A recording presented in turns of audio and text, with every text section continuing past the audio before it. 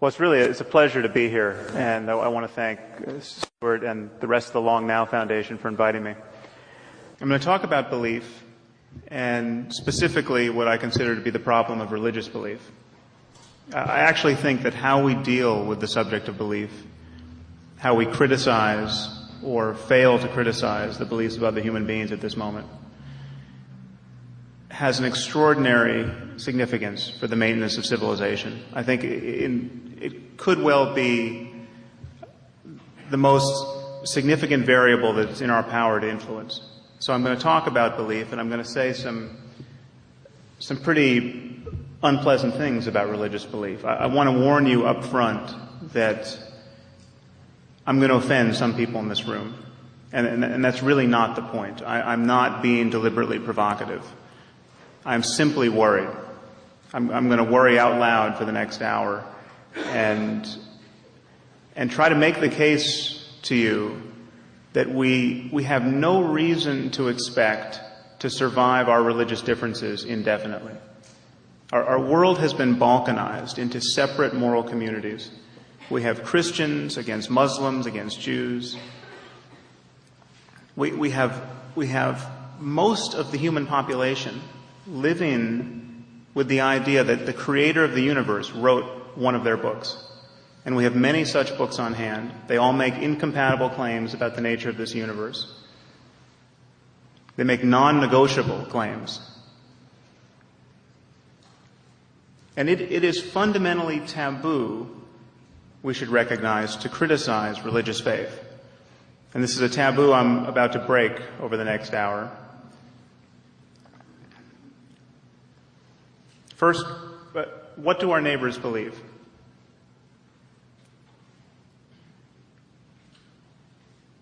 Well, 22% of Americans claim to be certain, literally certain, that Jesus is going to come down out of the clouds like a superhero sometime in the next 50 years. 22% claim to be certain about this. Another 22% think he probably will come back in the next 50 years. So that's 44% of us who think that the human experiment is going to unravel in their lifetime and unravel gloriously. Of course, this belief of Jesus' imminent return is knit together with a myriad other beliefs. It's not an accident that 44% of Americans also believe that the creator of the universe literally promised the land of Israel to the Jews. This was in his capacity as an omniscient real estate broker.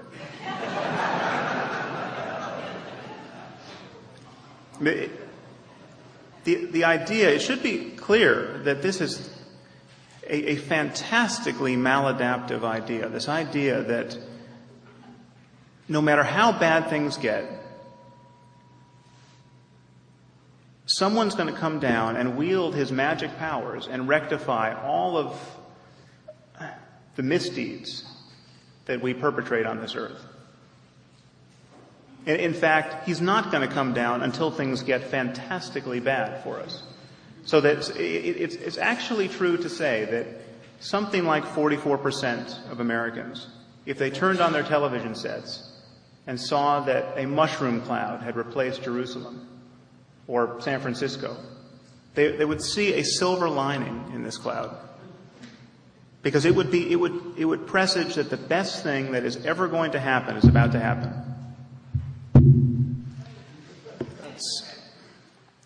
I'm a percussionist as well. Take another species of belief. We've all been pummeled with this idea of intelligent design, this debate that is raging in our culture, and is really eroding the prestige of science and eroding the prestige of our intellectual culture in the eyes of the rest of the world. There really is a problem, this idea of intelligent design. I can't imagine anyone in this room has not heard of it, but briefly, it's this notion that the machinery of the cell is so complex that it could not possibly have emerged through naturalistic processes. So there has to be a designer, and this designer, while he's rather cagily not named so much now, this designer is the biblical God. Okay, your kids could one day be taught intelligent design in biology class, and this should trouble all of us. But it is important to point out that intelligent design really is a red herring, because depending on what poll you trust, something like 44% or as high as 53% as of a month ago of Americans are creationists. They don't fancy intelligent design as an explanation for evolution. They don't think evolution occurred at all. They think the universe is 6,000 years old and that our only genetic precursors in the natural world were Adam and Eve. Just consider for a minute the fact that something like half of our neighbors believe that we were created from dirt and divine breath in a garden with a talking snake and a hankering for apples.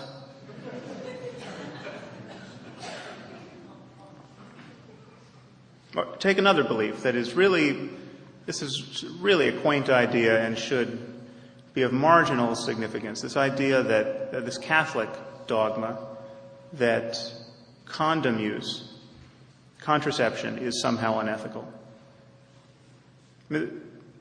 I can assure you that the computational powers of the human brain are insufficient to argue successfully for this idea on ethical grounds. I mean, this is a ludicrous idea. But map this onto sub-Saharan Africa, where something like 3 million people every year die from AIDS. You literally have Christian ministers preaching the sinfulness of condom use to people whose only information about condom use is the representation of the ministry. I mean, this is genocidal stupidity. And yet, because of the taboos around criticizing religious faith, we cannot treat the Vatican, which still upholds this view, still mandates that this be taught, we cannot treat them like the criminally negligent organization that they are, at least on this subject.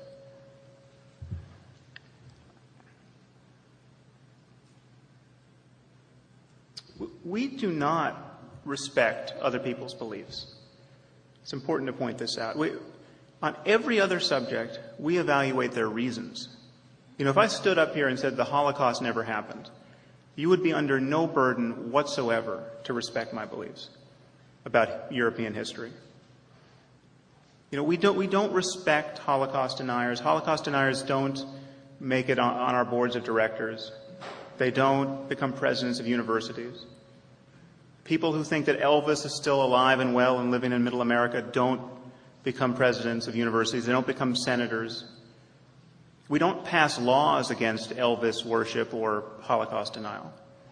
But we successfully marginalize these views in every other area of our lives. To be highly certain of something with a very low order of evidence or in contradiction to a mountain of evidence is a sign that something is wrong with your mind. It is a sign that you cannot be trusted. And yet, on matters of faith, we completely change the rules. So what I'm arguing for you, really, is that we should practice a kind of conversational intolerance. Beliefs, let's just pause for a minute and think about what a belief is. I mean, when we believe something to be true, we are making our best effort to represent reality in our thoughts. This is the difference between a belief and a hope, for instance. When you hope that something is true, you are representing a possible state of the world. But when you believe that something is true, you are really trying to capture reality as it is in your thoughts. Now, either you have good reasons for what you believe, or you don't. In every other area of our lives, we demand good reasons. And we become highly suspicious of people who cannot marshal good reasons for their core beliefs. So there really is a conflict between religion and science. So this conflict has been papered over by scientists and religious people at almost every opportunity. There really is a conflict here. because it comes down to having good reasons or bad reasons. Every religion is making claims about the way the world is. Everyone is in the business of describing the way reality is. Either Jesus is coming back or he's not. If he comes back out of the clouds, Christianity will stand revealed as a science. That will be the science of Christianity. And every Christian who wants to will be able to say, told you so. Here he is, look at his magic powers. And any scientist in his right mind would be convinced by a sufficient display of magic powers. These are claims. These claims purport to be factual. And yet, no less an organization than the National Academy of Sciences, literally our most prestigious scientific body, has said that there's no conflict between religion and science because they, quote, represent different ways of knowing or, quote, ask different questions about the world. This is entirely bogus. We just try to graft this no conflict idea onto a real world decision. Take stem cell research, for instance. Stem cell research is, without a doubt, one of the most promising lines of research in biology to generate medical therapies. There are scores of conditions that could well be remediated one of these days by stem cell research. And we are pulling the brakes on this research, and for religious reasons. The religious fear is that we have to kill embryos, human embryos, in order to conduct this research. We have to kill them at a 3 to 5 day stage. Perhaps that sounds terrible. What is a 3 to 5 day old human embryo? Well, it's a collection of 150 cells, not organized into a nervous system. There's no brain. It's a sphere of cells. Maybe 150 cells sounds like a lot of cells. Well, there are 100,000 cells in the brain of a fly. Flies have brains. Flies have neurons, very much like our own. If we know anything at all about the relationship between physical complexity and the possibility of having an experience and the possibility of having interests, we know that more suffering is visited upon this earth every time we swat a fly than when we kill a 3-day-old human embryo. And yet, the ethical argument never has to get made because of the deference we have for religious faith. Someone need only stand in the Oval Office or on the floor of the Senate and say, my faith teaches me that life starts at the moment of conception. There are souls in those human embryos, and one soul can't trump another. You can't sacrifice one soul to benefit another. End of argument. Well, on the one hand, we have these collections of 150 cells, and on the other, we have little girls suffering from diabetes and full-body burns. We've got men and women with Parkinson's disease. We have literally tens of millions of people suffering terrible torments, which could one day be remediated by this research. Okay, I submit to you, if you think that the interests of a virtually microscopic collection of cells, if you had 10 of these in the palm of your hand right now, you would never notice. If you think that the interests of these organisms may yet trump the interests of a little girl with full-body burns, you have had your ethical intuitions blinded by religious metaphysics. No ethical argument would get you there. No argument that talked about human suffering and its alleviation would get you there. It's not enough to say that these collections of cells are potential human beings.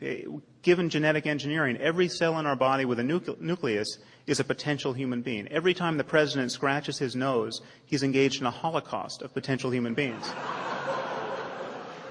This is literally so. Given the right conditions,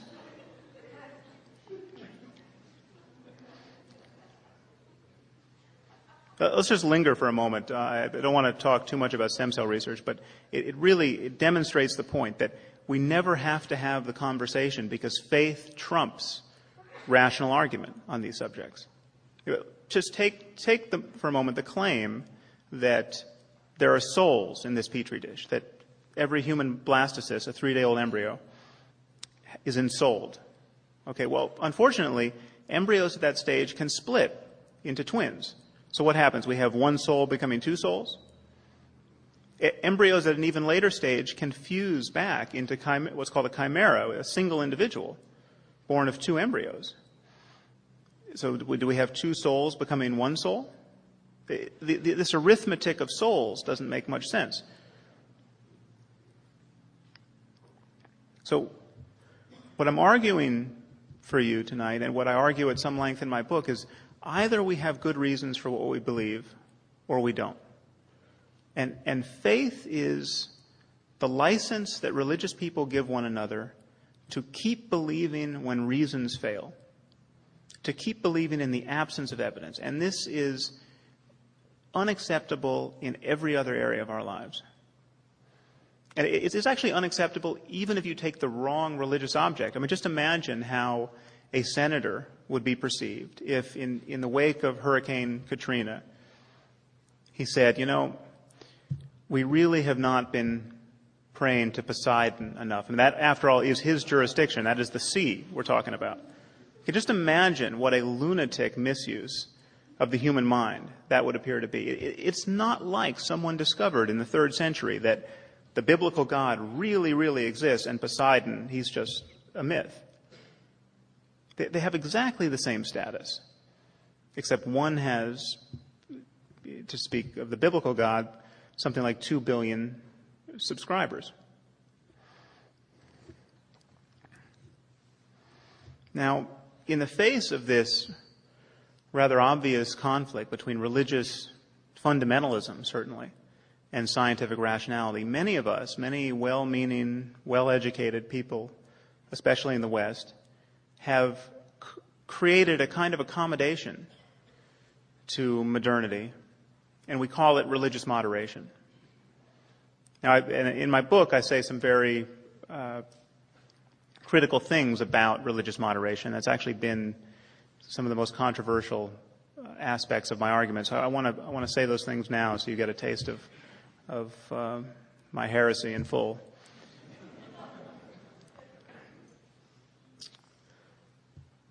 The first thing to concede up front is that religious moderation is better than religious fundamentalism. That nobody flies a plane into a building because he's a religious moderate.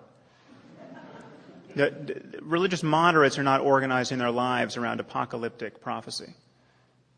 And this is a very good thing. But religious moderation has some real liabilities. And the first is that it gives an extraordinary amount of cover to religious fundamentalism. Because moderates also have made it taboo to criticize religious faith itself, to criticize the basic project of thinking that you're a Jew or a Muslim or a Christian, of raising your children to believe that they are Jews or Muslims or Christians. Because religious moderates are still attached to that obeisance to tradition. They don't want anything too critical said about the people who really, really believe in the literal word of their holy books. And this is not serving us at this point. It's even taboo among religious moderates to notice the differences among our religions. That all our religions don't teach tolerance and compassion to the same degree. And where they do teach it, they don't teach it equally well. This is, fundamentalists understand this. Our own fundamentalist demagogues, when Muslims start flying planes into our buildings, they say Islam is an evil religion. They don't have a problem noticing the differences among religions. Moderates are the ones who have given us these euphemisms.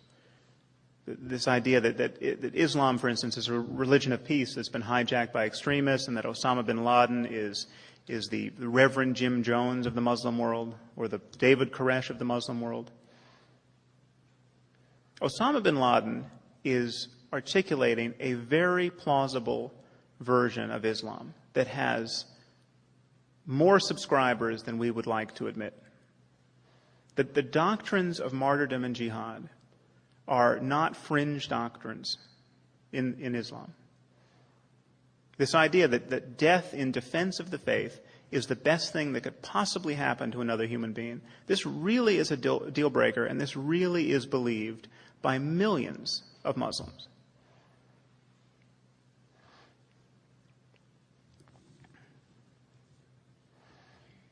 I mean, to linger on this point for a moment, because it really is of excruciating relevance to us at this point. Where are the Tibetan Buddhist suicide bombers? I mean, if occupation were enough, if being conquered by an outside power and being hauled off to jails and tortured were enough to so derange a society that it would form a death cult, like we see brewing in the Muslim world, we should see Tibetan Buddhists blowing themselves up on Chinese buses. We should see Tibetan Buddhists thronging in the streets calling for the deaths of Chinese non-combatants. We do not see this, and we're profoundly unlikely to see it. Tibetan Buddhists believe a lot of wacky things about the nature of the universe. They don't believe those wacky things that you have to believe to form a death cult. It's not that it's impossible that Buddhism could inform this kind of behavior, and actually Zen Buddhism did to some significant degree inform the worldview of the kamikaze pilots during World War II.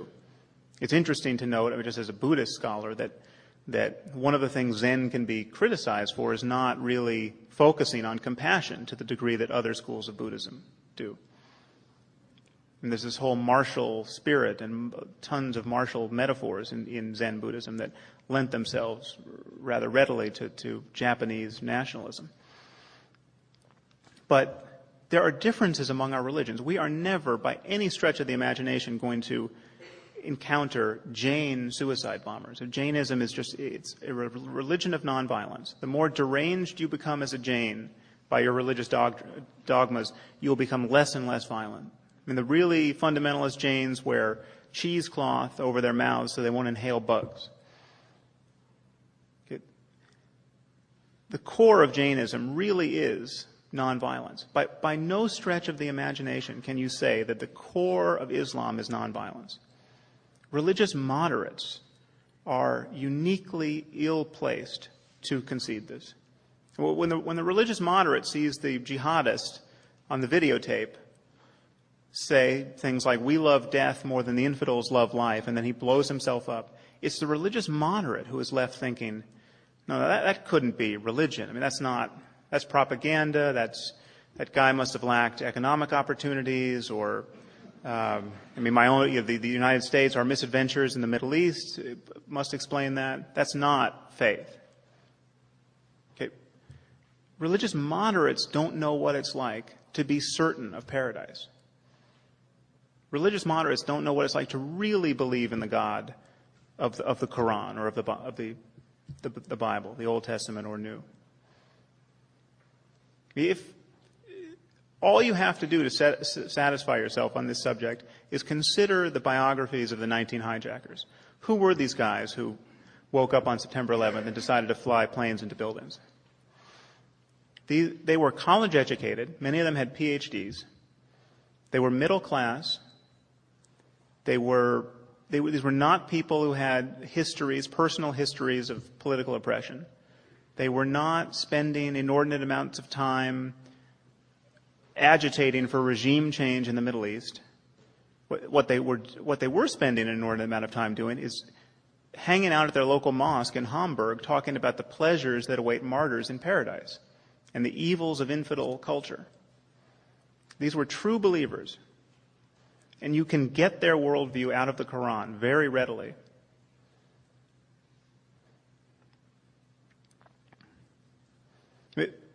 We are at war with Islamic fundamentalism, but not terrorism is a tactic. And it's a separate conversation to talk about what percentage of the Muslim world fits this description. And we're certainly, our policy now is not doing anything but alienate more Muslims and create more jihadists. But we have an extraordinary problem because the doctrine of Islam really, We are at war with Islamic fundamentalism, but the fundamental, we're only at war with Islamic fundamentalism because the fundamentals of Islam really are a problem.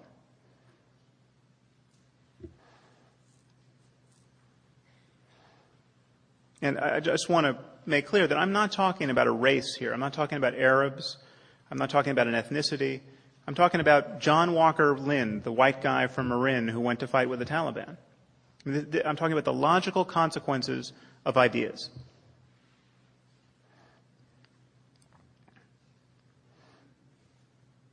One study, actually, of known al-Qaeda operatives found that 2/3 of them were college graduates and middle class. Well, only 52% of Americans have been to any college. Okay, this is not merely a problem of education. I don't know how many more architects and engineers need to fly planes into our buildings before we realize this is not merely a problem of education. Our situation is far more sinister than that. It is possible to be so well educated that you could build a nuclear bomb and still think you're going to get the 72 virgins in paradise.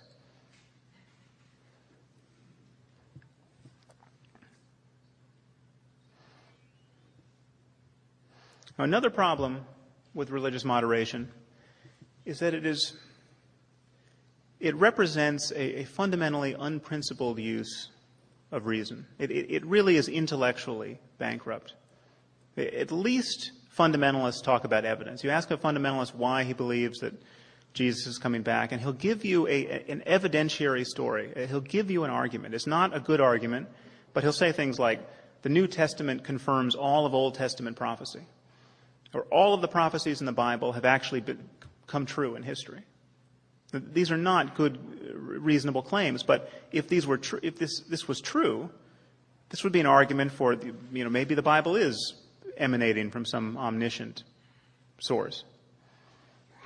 Okay, what do moderates talk about when you ask them why they believe in God? Moderates talk about meaning. This belief gives their lives meaning. They talk about the good consequences of believing as they do. I want you to appreciate for a moment just what a non sequitur this is when you transfer it to some other subject, some other consoling proposition. There's an example in my book. Imagine if your neighbor claimed to believe that there was a diamond buried in his backyard that's the size of a refrigerator. And you ask him why. You see him out on his lawn digging every Sunday with his family. Imagine how you would feel about his mental faculties if he said, well, this belief gives my life a tremendous amount of meaning. Or you don't understand. My family and I really enjoy digging for this on Sundays, and it has a remarkable bonding effect on us. Or what if he said, I wouldn't want to live in a universe where there wasn't a diamond buried in my backyard.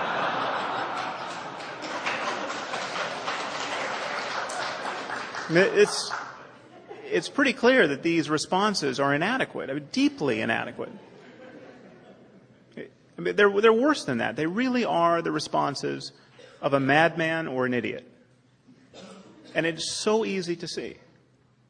And yet, change the subject to the existence of God who can hear your prayers, who's looking out for you, despite all of the other devastation we see in the world going on each day. God is protecting you and your family. You change the subject to that proposition, and all bets are off. In fact, you could not possibly get elected to office in this country unless you endorsed that kind of thinking about the existence of God.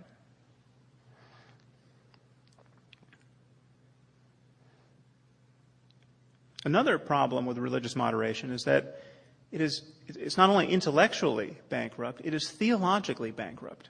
It's not like a closer look at the books delivers religious moderation. I've got news for you. I've read the books. God is not a moderate.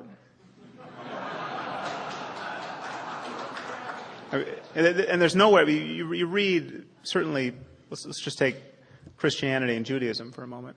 You read the Old Testament. I mean, that is The worldview urged upon us, the kind of society urged upon us, is so needlessly horrible that the truth is most fundamentalist Christians and Orthodox Jews can't take God at his word. I mean, the killing never stops.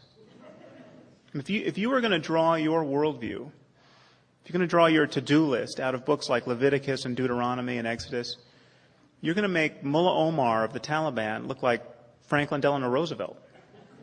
I mean, if your children talk back to you, you kill them. You kill homosexuals. If your neighbor's working on the Sabbath, you kill him. If a woman's not a virgin on her wedding night, take her to the edge of town and stone her to death. If you come into a town and you see someone praying to a foreign god, you kill him, you kill his family, you kill every man, woman, and child in the town. You kill wizards, you kill mediums, you kill fornicators, you kill adulterers. The list is long and preposterous. And there are actually some groups in this country that want to return to that style of life. There's this movement, it's probably not well known to you all, but Christian Reconstructionists, also known as Dominionists, actually just bite the bullet here and say, yeah, well, that is what God wants. That law has not been rescinded. And they're right. The law is not rescinded. But many Christians are living with this idea that Jesus, somewhere in his ministry, fundamentally repudiated all of Old Testament law. There are a few lines where you can get Jesus to say something seemingly like that. But there's so much else in the New Testament that ramifies Old Testament law. And these Christian Reconstructionists, by the way, are amazingly influential. The level of activism we see in the fundamentalist community now has largely been seeded by them, because another thing Christian Reconstructionists believe is that Jesus is not going to come back until after a millennium of Christian beatific domination of the globe. So we have to fully establish a Christian world before Jesus comes back. They're in a minority believing this, but their energy, the energy with which they have approached that task, has been contagious. And these are not people believing this stuff are not fringe characters in our society. There are people who can get Karl Rove on the phone who want to practice the worldview of Leviticus, killing homosexuals, for instance.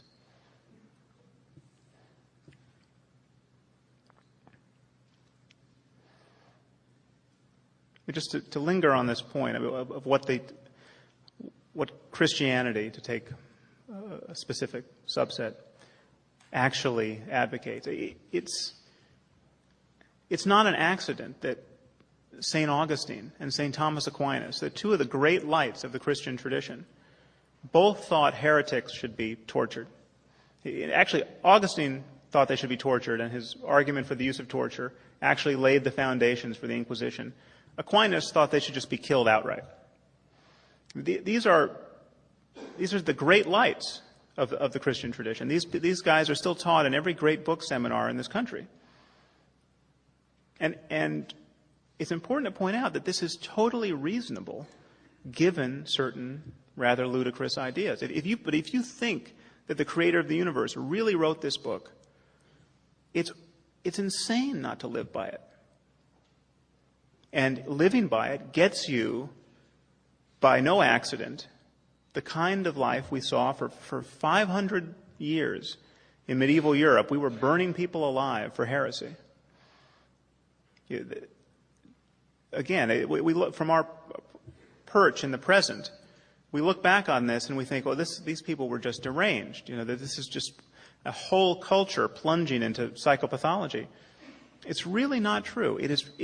Just think about this. If your neighbor can say something to your child that is so spiritually wayward that it could put your child in peril for eternity, I mean, literally just drive your child into eternal torment, that person next door is far more dangerous than a child molester. So really believing this stuff has consequences. And we secularists and moderates have fundamentally lost touch with the fact that millions and millions of people really believe this stuff.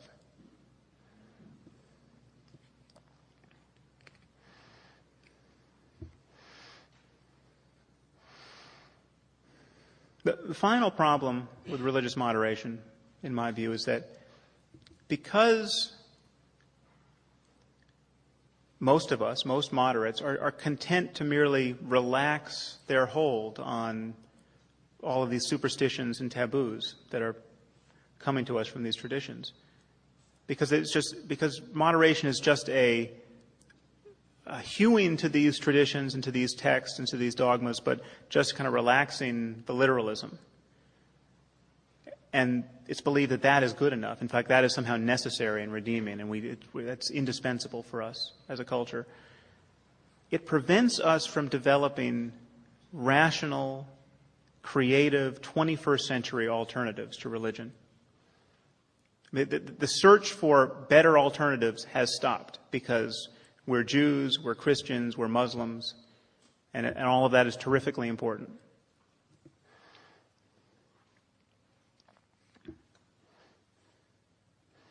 It's important to point out that we decide what's good in the good book. I mean, we take our ethical intuitions to the text. And when we read the Golden Rule, for instance, we decide, yeah, that is a great distillation of our ethical intuitions. Do unto others as you would have them do unto you. Okay, that's a keeper. Okay, we decide that. If the Bible is the best book we have on moral questions, if you're a fundamentalist, it's the best book we have because it's literally been inspired by the Holy Ghost, or it's literally been dictated by the creator of the universe. If you're a moderate, it's the best book we have because the wisest people and the wisest tradition that has ever existed has delivered us this text. If either of those claims are true, well, consider what kind of morality falls out of that. I mean, consider a moral question that has been solved to everyone's satisfaction. Consider the question of slavery. Slavery was an abomination. We are relieved of a terrible moral burden, no longer practicing slavery. Thomas Jefferson would have been a better man had he freed his slaves. Absolutely.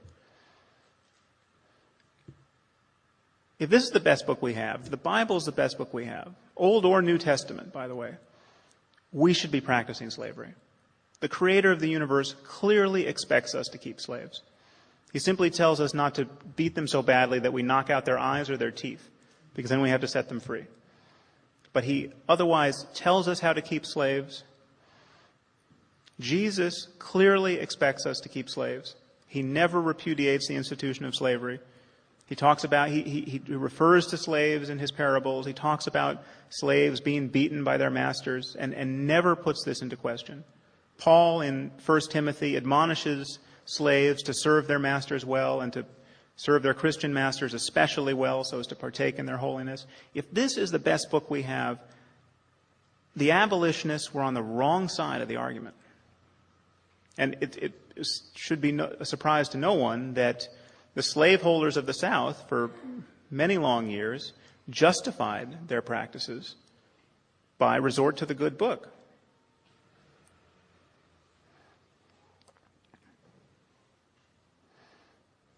So my argument, and really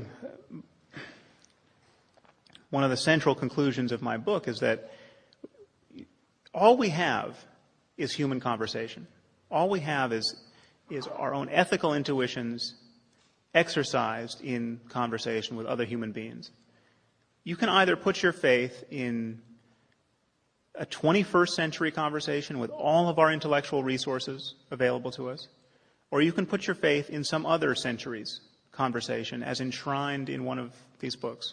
You can put your faith in an Iron Age conversation, to take the Bible, or you can put your faith in a 7th century conversation if you take the Quran.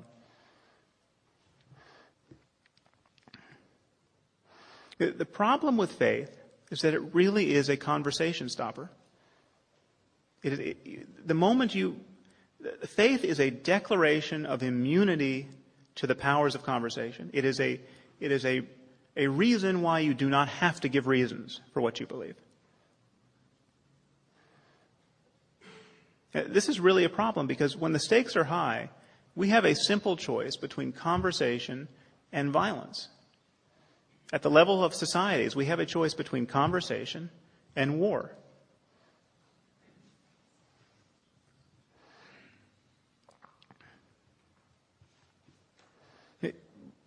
Faith, religious faith, is the only area of discourse where immunity to conversation is considered noble. It's the only area of our lives where someone can win points for saying, there's nothing that you could say that would change my mind. I mean, just imagine a medical doctor saying, there's nothing that could be said that will change my mind. That claim is synonymous with saying, I'm taking no state of the world ultimately into account in believing what I believe. There's nothing that could change about the world that would cause me to revise my beliefs. It should be clear that this is intrinsically divisive. I mean, the only thing that guarantees that our collaboration with one another is truly open-ended is our willingness to have our core beliefs revised through the power of conversation.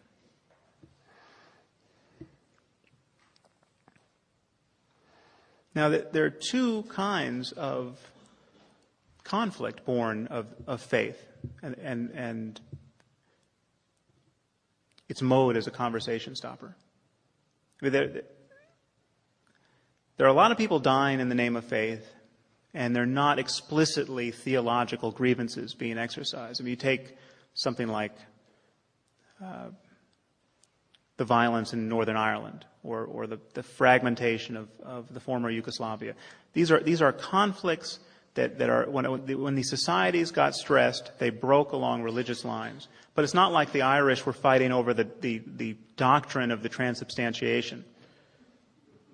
But still, the problem is their moral identities were organized around this adherence to a tradition. And I mean, there are other forms of division in our world. There's nationalism, there's tribalism generally, there's racism. But religious faith is the most articulate layer of human difference. I mean, it is really the level at which you can learn to demonize other human beings. So there's that violence. And it is pervasive in our world. But then there's also the added violence that is explicitly theological, where people would not otherwise be behaving this way at all, but for what they believe about God. And this is, and jihadism and the daily explosions we see or read about in the world is the preeminent example here.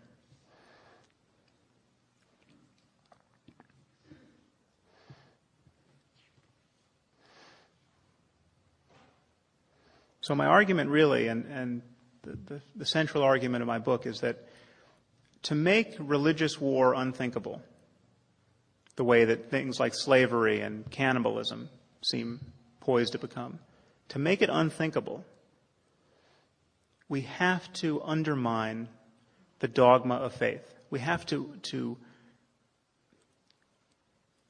repudiate this idea that beliefs can be sanctified by something other than evidence and argument. Now, I've just said many nasty things about religion. This is not to say that religion is merely a shell game, that it's just a tissue of lies and self-deceptions and cognitive errors that are designed to inure us to the threat of death. It is that to some significant degree, but it is not merely that. There is no doubt that human beings have spiritual experiences, for lack of a better word. I use words like spiritual and mystical in my book and have received much grief from atheists on the subject. But there's no doubt that there's a wing, there's an end of the spectrum of positive human experience that very few people explore, and that has traditionally been explored in a religious, contemplative context. And it is fantastically interesting. It should be of interest to us scientifically and personally. Every culture has produced people who have wandered off into the desert for 40 days and 40 nights or spent 20 years in a cave and come out talking about how human experience, our moment-to-moment experience of the world, can be deliberately transformed through introspection, through meditation, through prayer, through deliberate uses of attention. The problem is that these claims have always been made in a religious context and are now, in our world, virtually always cluttered with religious dogma to a greater and lesser degree. I mean, one, in the spirit of violating the taboo of noticing the differences among our religions, the wisdom of contemplative life, spiritual, mystical wisdom, has by no means been evenly distributed throughout the world. No more so than scientific insight has been evenly distributed. The East really does have something over the West when it comes time to talk about an empirical, non-dogmatic, first-person science, an approach to introspection that really delivers the goods. It's not that there have been extraordinary individuals in the West. There have been the Meister Eckharts and other people who transcended the limits of their doctrine. But the disparity is rather extraordinary between Eastern and Western mystical wisdom. I mean, it's every bit, in my view, it's every bit as extraordinary as the difference between Western medicine and Eastern medicine. And maybe there are some conditions for which Eastern medicine is better. But, if you have an appendicitis, you better hope you can get to a Western-style hospital and get a Western-trained surgeon to work on you.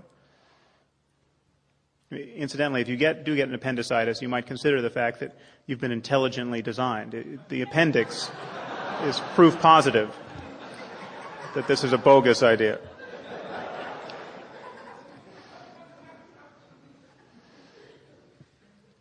So I've lost track of time. How are we? Is anyone keeping the clock? Okay. Yeah.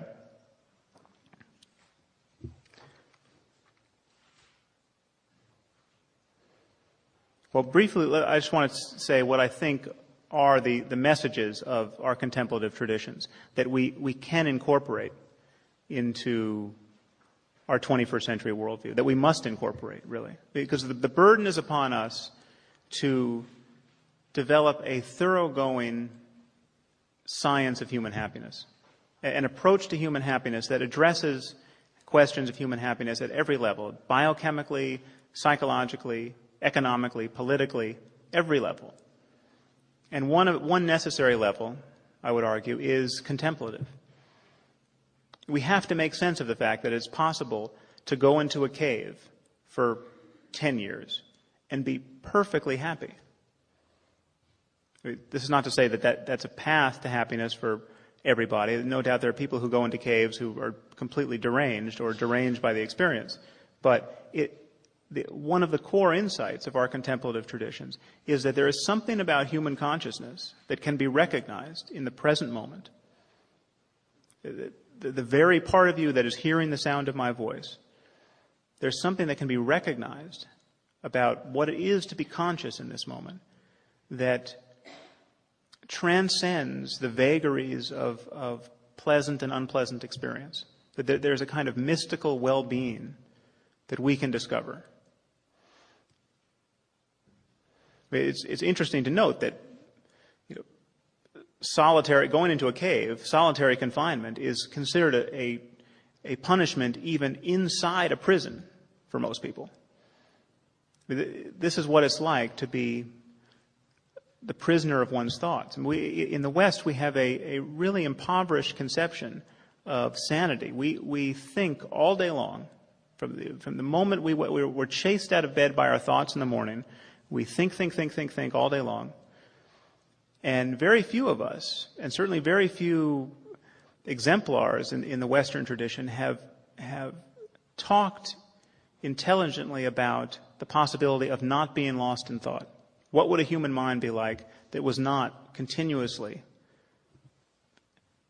colored by this discursivity? And in the East and in Buddhism especially, they have spent millennia on this and delivered some very compelling insights. And just to lest this seem like a crazy eruption of speculative philosophy, I just want to try to tie this down for a second, because I want to make sense to you of the claim that it's possible there's something to be glimpsed about the nature of your consciousness right now that is not obvious to you and yet is right on the surface. And by analogy, I want you to reflect on the existence of the blind spot, the optic blind spot. We all know we have a blind spot in both visual fields. It results from the transit of the optic nerve through the retina of each eye. I'm sure all of you have had it pointed out to you. You draw a spot on a piece of paper and you move that piece of paper until the spot disappears, and that proves there's an area in your visual field that you're not getting information from, though your visual field seems seamless to you. Now, most people in this world probably don't know about the blind spot, and most of us who know about it go for decades without thinking about it, and we certainly don't notice it. But it is there to be noticed. If you look out across this room, somebody is probably missing a head. It's there to be seen, and it takes some doing to see it. There's an analogous fact about the nature of human consciousness. And the fact is this: consciousness does not feel like a self. It does not feel like what we take ourselves to be moment to moment, most of our lives. The sense that we are the thinker of our thoughts, the experiencer of our experience. I mean, most of us feel like we don't feel identical to our sphere of experience. We feel like we are having an experience. We feel like we're riding around in our head, somewhere behind our eyes, not identical to our body, not identical to the contents of consciousness. This is a kind of cognitive error that really can be seen through. And it takes some doing. It takes some study. It takes some meditation. It can take a lot of work. But it holds immense implications for us as a species. And it holds immense implications for our conception of human happiness and what is normative human behavior. And finally, science is starting to turn its attention on this. And I'm sure many of you know that there's a very fruitful dialogue happening between neuroscientists and contemplatives, mostly Buddhist contemplatives, but contemplatives generally.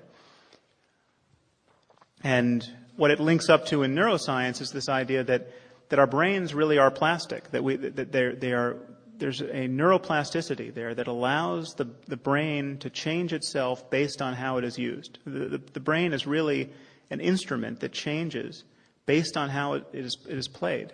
And like positive mental states are skills, essentially. Just as you can learn to play the piano, you can learn to feel differently about other human beings. You can learn to feel compassion where you otherwise wouldn't. And this dialogue is just beginning, but it's something that it's a dialogue we need to have completely unconstrained by religious dogmatism.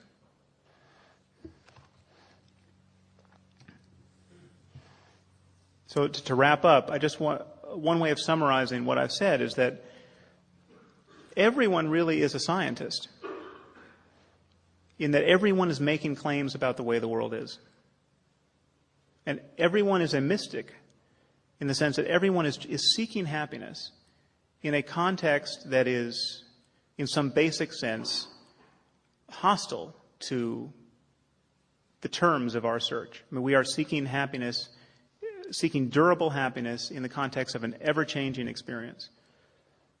So what I'm asking you to imagine is, what would it be like to have a culture where we came to terms with this fact, where we came to terms with the reality of death, this astonishing fact that all of us are going to die, this astonishing fact that living long enough, all of us will witness the death of everyone we love. I mean, if it is possible to find true well-being in the midst of this circumstance, we should be desperate to find it, and we should be desperate to use all of our tools, all of our 21st century tools, and articulate these truths in terms that are not divisive, in terms that do not demand belief in the preposterous. So my argument really is that the end game for civilization, if we're talking about long-term thinking, the end game is not political correctness.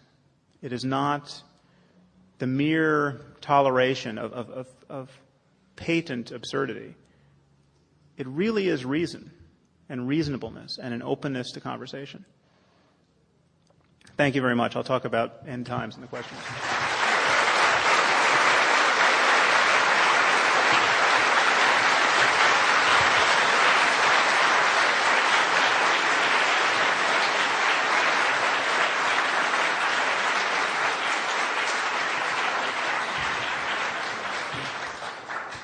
Thank you. So the end times. This is a seminar sponsored to encourage long-term thinking, but it seems as if, at least in the fundamentalist variety of religion, there's a lot of emphasis on the end times, meaning that we're about to have the end times. We'd have no future. Can you say anything about what you've learned about this idea of the end times? Yeah. Well, there's, as I said at the beginning, something like 44% of us subscribe to this basic view that the end is very near. It's somewhere in the next 50 years. And it should be clear that this has geopolitical consequences. This has... An amazing number of people are narrowly focused on literally one building in the Middle East. And we have the Al-Aqsa Mosque built upon the site of the old temple. And many fundamentalist Christians and Orthodox Jews think the Messiah will not come until that mosque is raised and the temple is rebuilt. Fundamentalist Christians think Jesus won't come back until that mosque is raised and the temple is rebuilt. And Muslims the world over take an exquisite interest in the integrity of that mosque. It's considered the third holiest site in the Muslim world. It really is not an exaggeration to say that if anything happens to that building, the wheels come off. I mean, it really could be. There's a piece of architecture that could precipitate World War III. It's considered so sacred. And the Muslims, incidentally, have the same kind of eschatology. I mean, there's slight differences. Incidentally, Jesus is going to come back and preach Islam. But this idea that the world is going to end, and it is going to end in your generation, very likely, and that its ending somehow is a good thing because it is the necessary precursor to the best thing. That's a very scary belief, and it is not a fringe belief. Perhaps you guys remember this, but Reagan brought Hal Lindsey, a religious lunatic of the first order, and Jerry Falwell, a lunatic of the second order, perhaps, in to brief the Pentagon on the implications of biblical prophecy for our strategic situation vis-a-vis the Soviet Union. Okay, this is not and the current administration. While I'm not a fan of the president's, I don't think who knows what he believes, but he doesn't strike me as a Pat Robertson character. The fact that Pat Robertson could even aspire to launch a presidential campaign should terrify us. And the fact that people like him and Dobson, more relevantly at the moment, have the ear of those in power and can exact concessions from those in power. And that we have people like Tom DeLay who say that they came to, into the business of government to forward a biblical worldview. These beliefs are operative, and they are fundamentally hostile to our creating a durable future for ourselves. Now, it's true, we had a speaker, or maybe 3 speakers ago, who came from a scientific point of view and was offering a different kind of end time. So what do you think of the faith that a coming technological singularity will be an apocalyptic event in the next 50 years? You must be speaking about Ray Kurzweil. Yes, I am. I have not read his book, so I can't really comment on that thesis. The idea that our exponential advances in technology could transform human society in a way that is presently unthinkable, it seems to me there are good reasons to believe that. And it's what the time frame is and what transformations are likely. That's certainly a subject for reasonable debate. The issue, though, is there are many scientific ideas that are fantastically strange, far even stranger than the idea that somebody was born of a virgin or is coming back, or that there's an omniscient being who can hear your prayers. I mean, those are strange ideas. But Martin Rees, the royal astronomer, recently wrote that because this thesis in physics of inflation, this idea that there could be myriad bubble universes and all functioning by different laws, and that basically everything that could be tried has been tried. This bequeaths the notion that you should expect that there are, with this many universes, that there are going to be many, many civilizations far more advanced than our own, and that these super intelligent beings will have invented computation, and that their computation will be so powerful that they'll be able to simulate whole universes in their computers. And almost by definition, these simulated universes will outnumber real universes. And therefore, we should expect to find ourselves in a simulation rather than in a real universe. Now, this is a very weird idea. And I mean, it suggests to me, one thing that it suggests to me is that physics has now become so rarefied that it's almost impossible to know when a physicist is joking. But the important thing to point out is that there's a difference between having reasons to believe this and having no reasons. And one thing we maintain in scientific discourse, no matter how weird it gets at the peripheries, is an intellectual honesty where when we're certain about something, we claim we're certain. When we're not certain, we don't claim we're certain.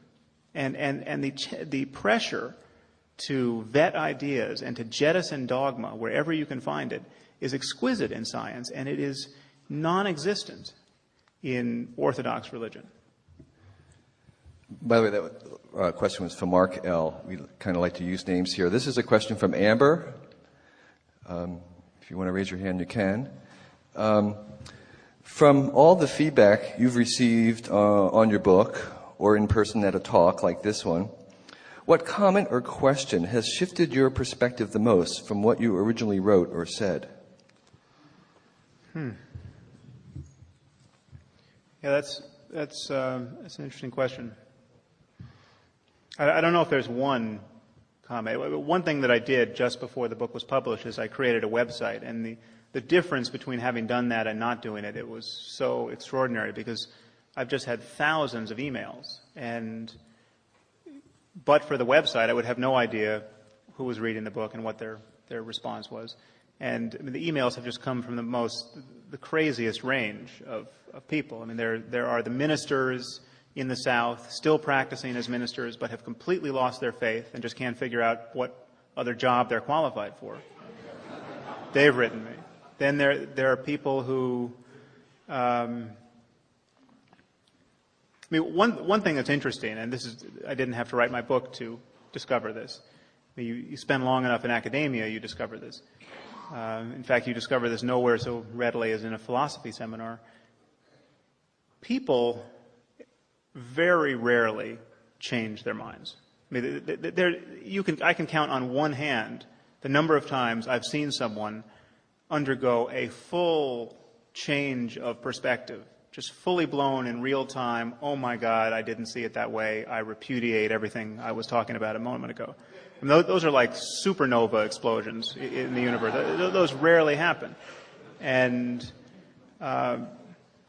bearing witness to that, I mean, just seeing how intractable our attachment is to religious mythology, even by very smart people. I mean, I get the same objections over and over again. It's really the whole notion of a meme is very compelling when you see the same language and the same why is not coming to you from very disparate sources, coming reflexively. And yeah, I mean, I don't know if that's an adequate answer to that question. So have you changed your mind about anything? Oh, good question. Well, I'm open-minded. I mean, one thing that's come to me that is a doubt that is creeping into my discourse on this subject is I don't know what the normative response would be to our situation. I'm advocating something. I'm advocating what I've come to call a conversational intolerance, where we apply the same standards of reasonableness on questions about God and ethics and the afterlife that we apply on every other subject. But I clearly would not want the President of the United States to speak the way I just spoke. You know, that would be so inflammatory. I mean, just take the Muslim world as I mean, let's say we completely put our house in order domestically, and the 260 million Americans who claim to be certain that they have a relationship with God changed their minds and thought just the way I thought, then we still have an immense problem. How do we speak reasonably in the face of the religious polarities in our world? And I'm starting to feel that I mean, I simply don't know, and I don't know how steep the honesty curve should be. And I'm the first to admit that I am not the face of diplomacy on this subject. And so that has been brought home to me. It's been hammered into me over these many months. Here's a question from Wayne Welch. Again, if you want to identify. What accounts for the resurgence of religious literalism, fundamentalism in the U.S. since the era of the Scopes monkey trial, say, since 1920s? Yeah, there's certainly the perception that there's a resurgence, and I think there is a political empowerment, even under the current administration, that appears to be new. I can't untangle just how much I'm just paying attention to it more and how much it's always been there. But as far as what people believe, that has been remarkably stable ever since Scopes. The Gallup polling goes back about 70 or 80 years, and on questions like, do you think Satan literally exists? Do you think Jesus was literally born of a virgin? Many, many questions. The percentages just tick, within the margin of error through the decades. It's not like we have suddenly produced many fundamentalists who weren't there 70 years ago. This is a question from, I can't read your writing, but it's maybe a Noah. Whatever else can be said about religion, it does provide an emotional component, happiness and hope.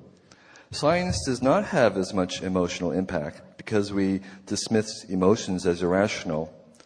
What can we do to focus the discussion on the emotional benefits of science instead of the irrational drawbacks of religion? Yeah, that's a good question. Well, the first thing to point out is that science has just fundamentally not addressed questions of human happiness for most of its career. I mean, now there is a conception of positive psychology. Now people are asking questions about human happiness and normative states in neuroscience and in psychology. There are people doing neuroimaging work on compassion, for instance. But this is a really recent development. And therefore, religion has seemed to be the only game in town all these years, even with the steady encroach of a scientific worldview that has beaten back religious ignorance on every other subject. I mean, there was a time where you have epilepsy, really, but nobody knows what epilepsy is, so the diagnosis is demonic possession, right? Well, now that's not such a common diagnosis, and we understand that when people are having seizures, there's another reason for it. There has to be an analogous breakthrough on questions of happiness and on questions of spiritual experience, and it's just, it's in the offing because the effort simply has not been made. Another thing I'd like to say in address to that question is that this idea that somehow our religious affiliations, our religious beliefs are doing a lot of work for us. They're really consoling and they're underwriting morality in some way. This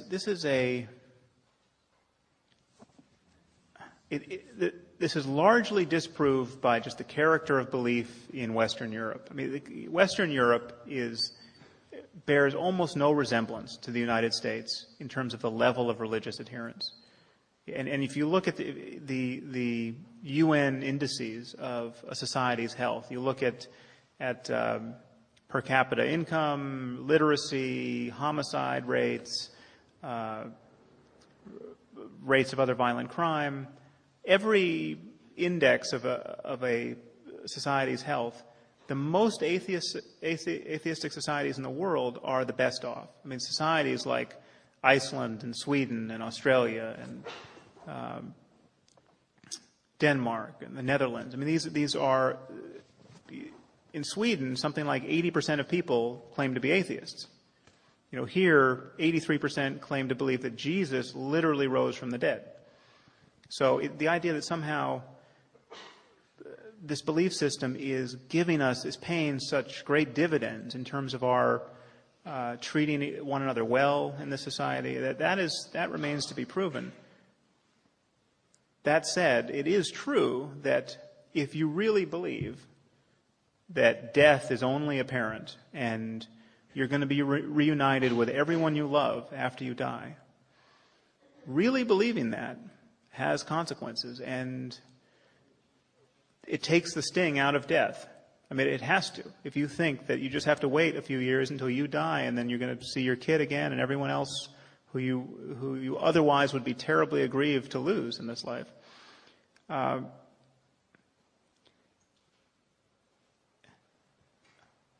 One real problem with that is that we on the geopolitical level, we want the sting very much in death. I mean, we are now confronting people who have taken the sting out of death, and we have destructive technology proliferating. We have to anticipate a time where we may have the psychological equivalent of the 19 hijackers as a regime with long-range nuclear weapons. And that is, in that situation, you don't want the sting out of death. You want deterrence. You want people who are afraid to die, or otherwise are not eager to die. And so, anyway, this could be a long conversation about what positive virtues perhaps come out of religious thinking and what the alternatives are. Clearly, we want rational alternatives. This is a question from Dorian. You can identify yourself if you want to. Maybe it's a San Francisco question. The New Age scene, especially the psychedelic angle, consisted of people very interested in technology and science and spirituality. What do you think about this fusion of spirituality and science and tech? Well, one way into this is that at the level of the brain, we're talking about the fact that our nervous system is perturbable. It's perturbable based on how we consciously use our attention. It's perturbable based on ingesting various compounds that either act like neurotransmitters or modulate our own neurotransmitters and neuromodulators. I mean, this is as an organism, we can intervene in our experience, and certain interventions are normative and really interesting and worth pursuing, and others carry serious liabilities. I mean, one problem, to speak specifically about drugs, for instance, we have one word. We have this word drug to name this range of compounds that some of which bear absolutely no resemblance in their effects to others. I mean, the word drug is a word like religion. There's a very different religions, and there are very different drugs. And, like I'm sure many people in this room, I've had psychedelic experiences that have been extraordinarily useful. And there's also something about psychedelics in their current state, which seems rather imprecise and haphazard. And I happen to think that meditation and meditation retreats, very deliberate weeks and months spent learning to practice various techniques of meditation, is a much more systematic and it has fewer of the liabilities, and some of the same states certainly can be experienced that way. Okay, I have two questions remaining here. Here's one of them from Pat. Could you describe some of the emotional experiences of being an outspoken promoter of reason?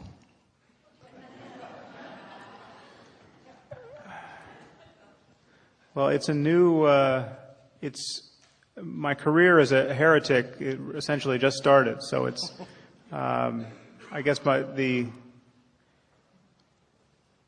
in large part, it's been amazingly gratifying. I mean, the reception, despite how impolitic my message is, the reception has largely been totally positive and supportive. I mean, I do get the occasional scary email and many people who are praying for me. But it's really, it's very gratifying. I mean, it feels necessary, and it's not really, there's something effortless about it because I just feel compelled to do it at this point. It's not like I feel like I'm continually making choices to open my big mouth.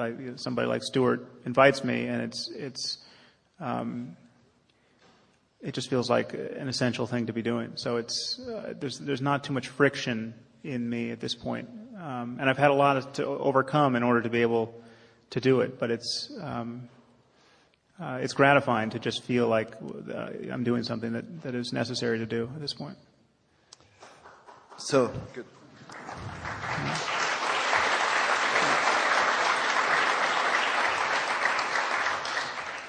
So the last question is host prerogative, so it's a question for me. I believe in God, and the more I think about my belief, this strange idea, the more I use my reason, the more I believe in God. And actually, I would like not to believe because it was actually easier as an atheist. When I was an atheist, it was actually easier. It took less work. And now that I do have a belief, it takes more reason on my part. So, can you help me not believe?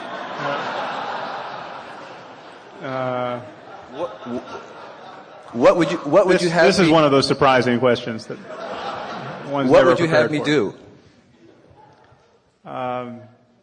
Well, I would want to know what you meant by God. I mean, precisely. You'd have to unpack that belief for me because, again, there's a range. We've got this one word, God, and when you dig into the details with people, you get there are people who just want to assert that there's something bigger than ourselves. That that it has a kind of moral component to it. That there is love in the universe, or that it matters that we treat one another well. And those aren't religions? Are they religions? And those are and they wrap all of that up in the term God, and it has nothing to do with a God who could possibly hate homosexuals, for instance. So I would need to know. I mean, if you actually want to have this conversation, I'm happy to. But I would need to know many other things about what you actually believe. So it's not about belief in God per se, but more about religions.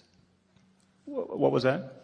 It's less about a belief in God and more about the dangers of a faith in a religion. You mean my argument? Yeah. Well, it's about the dangers of dogma, essentially. It's the danger of pretending to be certain about things that you're not certain about.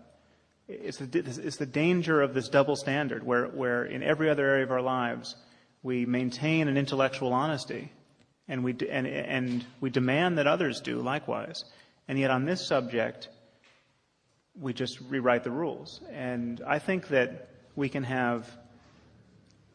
certainly can have ethical and moral experience. We can have strong communities, and we can even have the most esoteric, mystical experience without ever asserting anything on insufficient evidence. I mean, you can spend years in a cave trying to become fully enlightened and prosecute that without ever purely in the spirit of scientific hypothesis. I mean, you can just say, if I use my attention in this way, maybe something will come of it, and then just see if something comes of it. And, many people do that. And of course, it's possible to do it also under the shadow of dogmatism. But it's really dogma that I'm concerned with. Thank you for the great answer. Thank you for the evening. Thank you very much.